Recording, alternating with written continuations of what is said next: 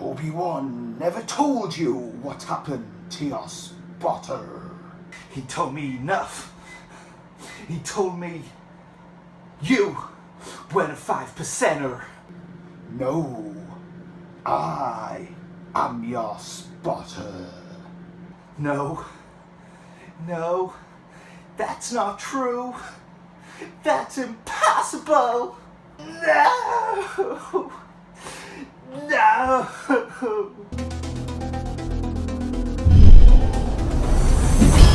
What's up guys, it's Adam here and this is episode 3 and week 3 of my contest prep video series. So in this week's episode I'm going to talk about sticking to a plan and not sticking to a plan. Sometimes life takes over, you need to go and get shit done, you need to change days in the gym, that type of thing. That's happened to me this past week, so I'm going to share some of that. And I'm going to show you one of my workouts from this week as well. So 3 weeks in, weight is back up to just under 210 pounds now. I am weighing 209 3/4 pounds. So if you remember, I lost about 13 pounds while I was ill over the course of about a week and a half with tonsillitis.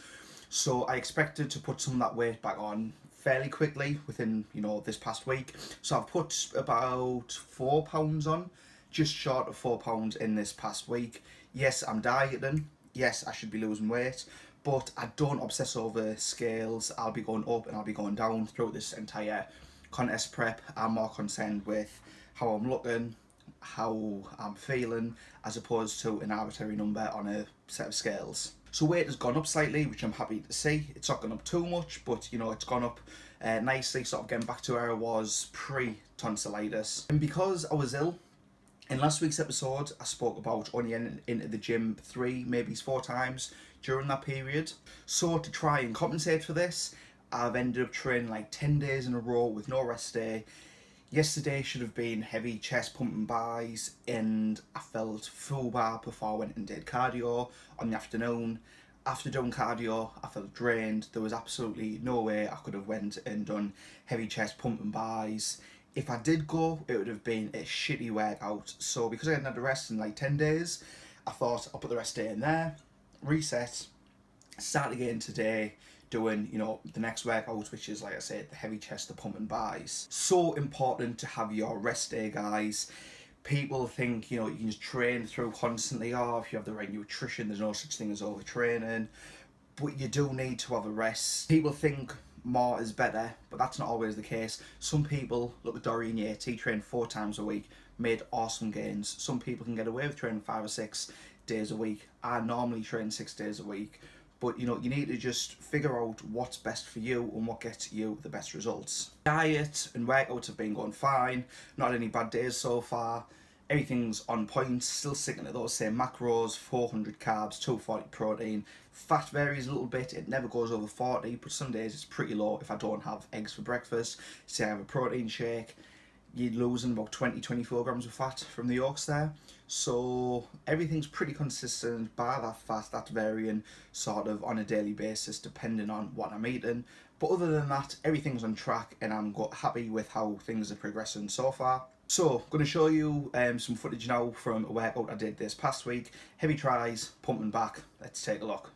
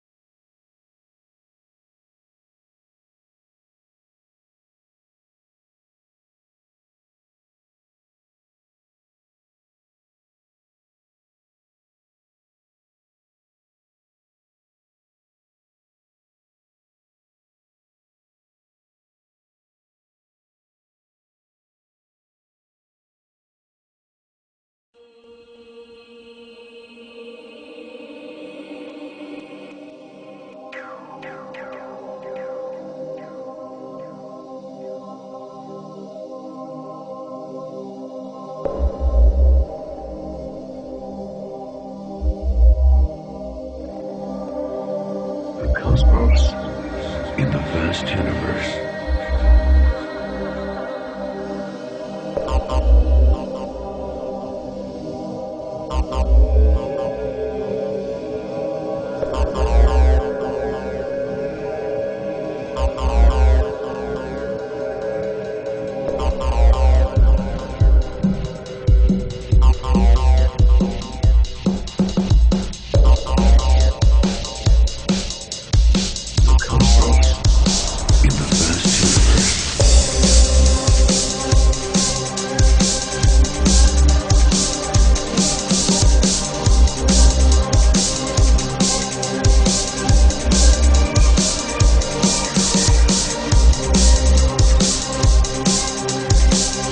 Okay, over to Facebook now. I had 2 questions, and question 1 was, what is my body fat percent?